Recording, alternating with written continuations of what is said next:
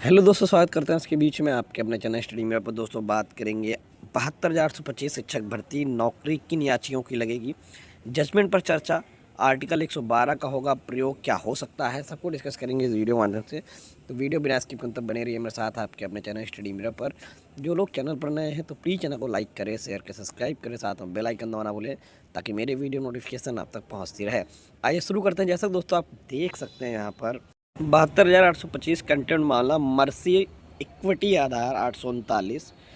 आजकल कोर्ट में चल रही सुनवाई को लेकर सोशल मीडिया में कुछ मित्रों द्वारा यह कहा जा रहा है कि सुप्रीम कोर्ट मर्सी के आधार पर राहत दे रही है। यह धारणा कानूनी रूप से सही नहीं है और इसी भ्रम को दूर करना आवश्यक है। सर्वप्रथम यह स्पष्ट करना जरूरी है कि सुप्रीम कोर्ट मर्सी नहीं देता, बल्कि संविधान के अनुच्छेद 142 के अंतर्गत इक्विटी यानी निष्पक्षता और उचित न्याय के आधार पर कंटेम्प्ट जस्टिस करता है।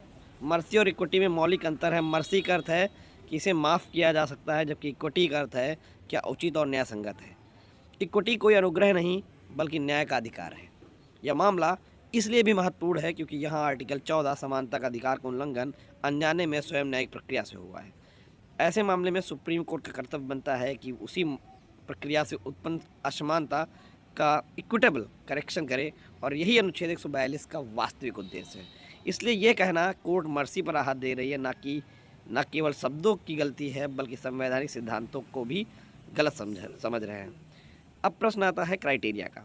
अब यह सही है कि कोर्ट कोई नया या मनमाना क्राइटेरिया लागू नहीं करेगी, लेकिन यह भी उतना ही सत्य है कि कोर्ट पहले से स्वीकृत और लागू बेंचमार्क के आधार पर बेंचमार्क को आधार बनाएगी ताकि समानता बनी रहे।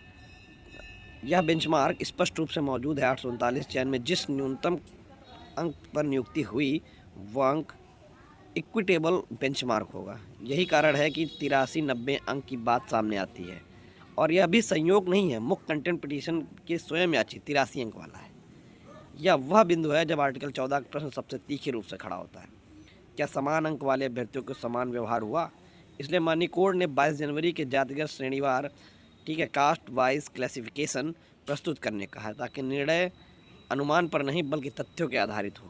फिलहाल कोर्ट ने 16 दिसंबर तक का समय इसी उद्देश्य से दिया था, ना कि यह टालना है और ना ही कोई नकारात्मक संकेत, बल्कि यह दर्शाता है कोर्ट हर वर्ग के साथ न्याय सुनिश्चित करना चाहती है। पोस्ट का सार यह मामला मर्सी का नहीं, यह मामला इक्विटी आर्टिकल 14 के संरक्षण और आर्टिकल 42 के अंतर्गत कंटेम्प्ट जस्टिस का है। तो आप देख सकते हैं कम से कम ये जो ऑर्डर है लगभग किस बेसिस पर कैसा निकल सकता है।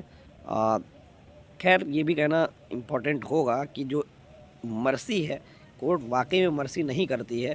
कोर्ट हमेशा इक्विटी की बात करती है। अनुच्छेद 142 इसीलिए आया है कि वहाँ पर जो भी गलतियाँ हुई कोर्ट अपनी पावर का इस्तेमाल करते हुए न्याय संगत चीज़ें कर सके। ठीक है, आर्टिकल 14। ठीक है, तो ये मामला पूरी तरीके से मर्सी का नहीं कह सकते कि मर्सी में एक पक्ष को माफ़ करना नहीं हो रहा है। यहाँ पर दूसरे पक्ष जिसके साथ गलत हुआ उसको कहीं ना कहीं अपनी 142 का प्रयोग करते हुए जज साहब बेहतर आदेश दे सकते हैं। धन्यवाद।